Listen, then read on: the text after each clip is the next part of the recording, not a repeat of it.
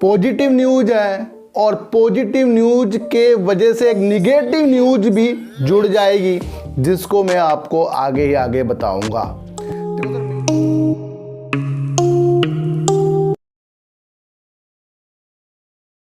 नमस्कार, मैं स्वागत करता हूं आपका अपने ही चैनल में जिसका नाम है सार्थक बाजार से। और आज बात करेंगे सर फ्यूचर ग्रुप की सर, क्योंकि फ्यूचर ग्रुप में आज एक पॉजिटिव न्यूज़ निकल कर आई है और सबके सब इसको बहुत ज़्यादा पॉजिटिव सोच कर दिखा रहे हैं। पॉजिटिव न्यूज़ है और पॉजिटिव न्यूज़ के वजह से एक निगेटिव न्यूज़ भी जुड़ जाएगी, जिसको मैं आपको आगे ही आगे बताऊंगा। देखो सर, मेरी जो साइकोलॉजी है ना, मैंने आपको पहले भी कहा था कि जितनी दिनों तक ये डील का मसला चलेगा उतने दिनों तक इसके अंदर प्रत्येक दिन कुछ ना कुछ न्यूज़ आती रहेंगी, चाहे वो निगेटिव हो चाहे वो पॉजिटिव हो। क्योंकि पॉजिटिव न्यूज़ से ये ऊपर की तरफ और निगेटिव न्यूज़ से ये नीचे की तरफ भागने वाला शेयर बन गया। मैं आपको बता दूं, अंबानी जी की डील की जो समय सीमा है उससे पहले ये सब चीज़ें होनी थी। मैंने आपको बहुत पहले भी ये बता दिया था। कई यूट्यूब चैनल वालों ने आपको बताया था कि इसके अंदर सर एवरेज कर लो, वो कर लो। मैंने आपको प्रत्येक दिन मना करा है जब भी मैंने वीडियो बनाई है कि एवरेज हमें बिल्कुल भी नहीं इसके अंदर से करना है। और जब लोगों को पता लगा जो यूट्यूब में वीडियो बनाते हैं कि भाई ये तो दिवालियापन में जाने वाला है, तो इसके अंदर जब लोअर सर्किट लगने शुरू हो तो उन्हीं चैनलों ने कहा कि अब इसके अंदर कुछ नहीं बचा है। आपको एक चीज़ सोचनी चाहिए, जो चीज़ सत्य होती है, जो चीज़ दिख रही होती है ना, उस पर ही ध्यान दें। सुनी सुनी बातों में बिल्कुल भी विश्वास ना करें। किसी की भी एनालाइज इतनी सटीक नहीं होती, चाहे वो मैं हूँ चाहे वो कोई भी हो, कि वो बिल्कुल आपको प्रॉफिट ही दे दे। लेकिन उस एनालाइज से आपको खुद को संभालना आना चाहिए। मेरा मतलब समझे, खुद को संभालना आना चाहिए और आपको खुद ही देखना चाहिए कि किसकी एनालाइज कैसी है।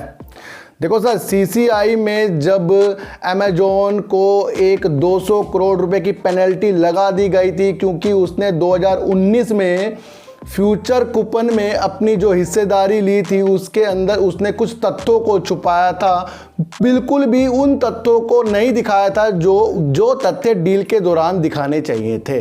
कुछ भी ऐसी चीज़ें उन्होंने नहीं दिखाई थी। तो इसको देखते हुए सीसीआई ने उनकी जो डील थी उसको कैंसिल कर दिया था और 200 करोड़ रुपए का पेनल्टी लगाती थी। अब ये केस सर NCLAT में चला गया था और जिसका रिजल्ट आज निकल कर आया है। उन्होंने भी सीसीआई का जो पक्ष था, निर्णय था, उसको बरकरार रखा है और 45 दिन के अंदर अमेजोन को 200 करोड़ रुपए देने का एक नोटिस भी जारी कर दिया है। यानी कि 200 करोड़ रुपए अमेजोन को देने पड़ेंगे और उनकी जो फ्यूचर कूपन की डील थी उनको भी रिजेक्ट कर दिया गया है।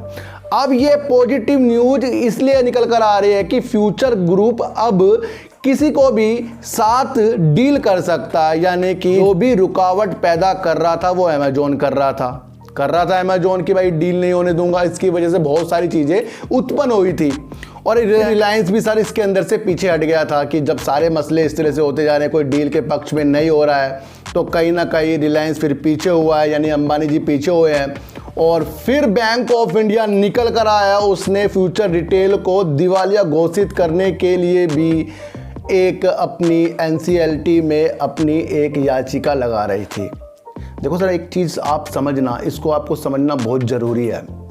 जब फ्यूचर कूपन में अमेजोन अपना हक जमा रहा है, उसकी वजह से वो अदर कंपनियों में भी केस लड़ता जा रहा था, क्योंकि उसके पास एक तथ्य था कि भाई वो उसका एक हिस्सा उसके पास है, इसलिए वो केस कर रहा था।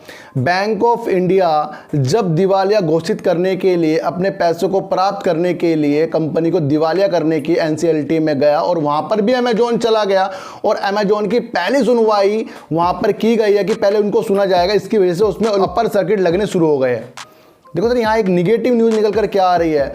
जब फ्यूचर कूपन से अमेजोन को हटा दिया गया है तो आपको ये भी जानना चाहिए कि जो दिवालिया प्रक्रिया से रोक रहा है अमेजोन, वो भी कहीं ना कहीं रद्द हो जाएगी। तो अब ये देखना है जो NCLAT बैंक ऑफ इंडिया को दिवालिया घोषित करने की जो सुनवाई, अब तो कोई बचा ही नहीं है सर अमेजोन के अलावा। अब अमेजोन यहाँ से हटता है तो फिर वो बैंक ऑफ इंडिया अकेला ही रह गया है, तो कहीं ना कहीं बैंक ऑफ इंडिया को का एक आधार मिल गया है, क्योंकि उसके विपक्ष में कोई भी नहीं खड़ा है। क्योंकि फ्यूचर कूपन की डील को समाप्त होने से मुझे लगता है कि अमेजोन का जो अधिकार था कि वो दिवालियापन में नहीं ले जाएगा, तो ये एक निगेटिव असर भी डाल सकता है। इसलिए अभी तो पॉजिटिव देखिए, आगे आगे देखना है कि एनसीएलटी से अब बैंक ऑफ इंडिया जो दिवालियापन करने जा रहा था, उस पर जो सुनवाई होनी थी, उसमें क्या निर्णय निकल कर आता है। अब ये एक पेंच ये फंसेगा। और एक पॉजिटिव न्यूज़ तो है क्योंकि अब फ्यूचर ग्रुप किसी से भी डील कर सकता है, लेकिन अब दिवालियापन की जो प्रक्रिया है वो कैसे होगी उसके बारे में कोई भी आपको नहीं बता रहा है, क्योंकि वहाँ पर अमेजोन ही खड़ा था। अमेजोन अब कैसे वहाँ पर खड़ा होगा जब वो पहले से ही सब कुछ हार चुका है।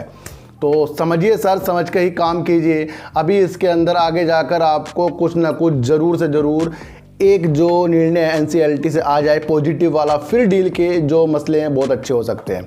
फिलहाल 80% काम हो चुका है, 20% का काम अब जो कल सुनवाई है उसके दौरान देखना कि होता क्या है। अब कि अमेजोन को दोबारा से कुछ करने के लिए कहा जाएगा या कह दिया जाएगा कि भाई अब तो आपका हक ही नहीं बैठता। तो ये एक नेगेटिव न्यूज़ है, इसको आपको समझना पड़ेगा। तो सर ऐसी वीडियो देखने के लिए मेरे चैनल पे आइए जरूर, सब्सक्राइब भले मत कीजिए लेकिन मेरी बातों को गौर से सुनिए ही सुनिए। सो चीटी को आटा दीजिए, गाय को रोटी दीजिए, अपने बच्चों को ज़्यादा से ज़्यादा प्यार कीजिए, क्योंकि बच्चे ही आपकी मासूमियत से किस्मत पलटेंगे। तो फिर मिलेंगे आपसे नई वीडियो के साथ, जब तक के लिए नमस्कार।